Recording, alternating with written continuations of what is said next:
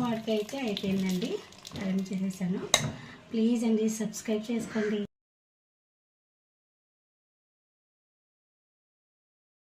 Hi అండి, ఈరోజు అయితే పప్పు మామిడికాయ చేసుకుందాం అనుకుంటున్నాం. దానికి కావాల్సినంత పప్పు వేస్తున్నాను. తీసుకున్నాం కదండి, దాంట్లోకి ఇన్ని మామిడికాయలు, ఒక్క నిమిషం. ఎందుకంటే ఇంత పెద్ద మామిడికాయ తెచ్చారు. దాంట్లో అటువైపు ఒక బద్ద, ఇటువైపు ఒక బద్ద కోసాను, ఆ ముక్కలు అనమాట. అయితే అవి సరిపోతాయి. అరకేజీ అంటే కొంచెం తేడాలో అరకిలో పప్పు వరకు ఉంటుంది. దాంట్లోకి ముక్కలు, మామిడికాయ ముక్కలు, తర్వాత 2 ఆనియన్స్, ఇవన్నీ పచ్చిమిర్చి ఎక్కువ పడుతుంది, పులుపు ఉంటుంది కదా. మామిడికాయ ముక్కలు వేస్తాం. తర్వాత టమాటాలు, 3 టమాటాలు అండి. దానికి సరిపడా పులుపుని బట్టి కారం, ఇది ఒక స్పూన్నర పసుపు, కొంచెం ఆయిల్, వాటర్ సరిపోతుంది.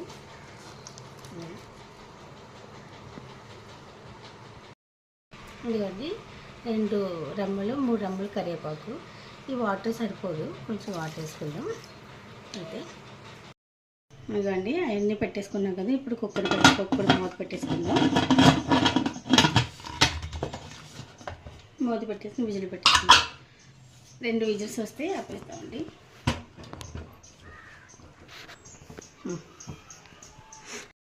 ఇప్పుడు 2 విజిల్స్ వచ్చినాయి కదా, నేను కుక్కర్ అయితే మూత తీసుకుంటున్నాను.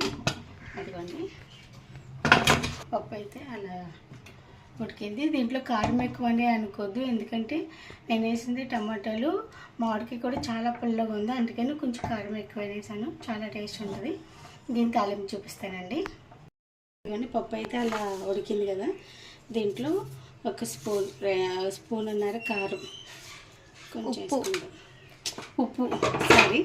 ఇప్పుడు దీన్ని బాగా కలుపుతాం.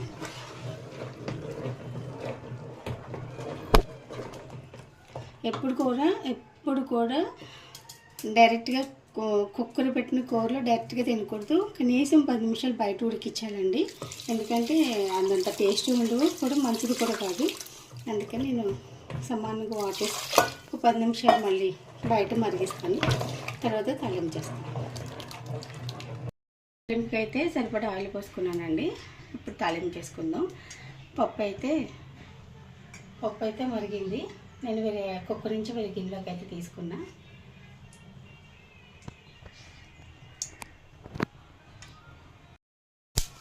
ఇంకండి వెల్లుల్లిపాయలు వేస్తున్నాను. ఆయిల్ కాగింది.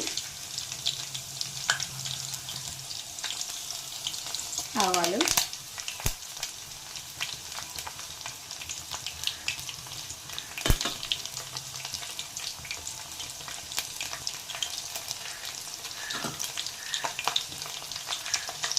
ఆవులు కూడా వేయి, జీలకర్ర, ఎల్లుల్లిపాయ,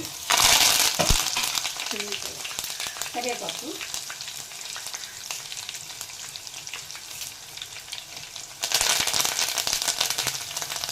ఎండుమిర్చి,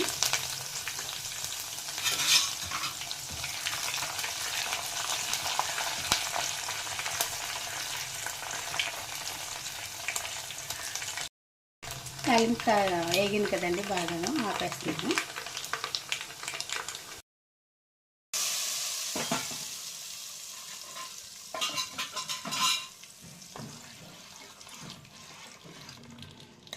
పప్పు మామిడికాయ అయితే అయిపోయిందండి, అరేంజ్ చేసేసాను. ప్లీజ్ అండి సబ్స్క్రైబ్ చేసుకోండి.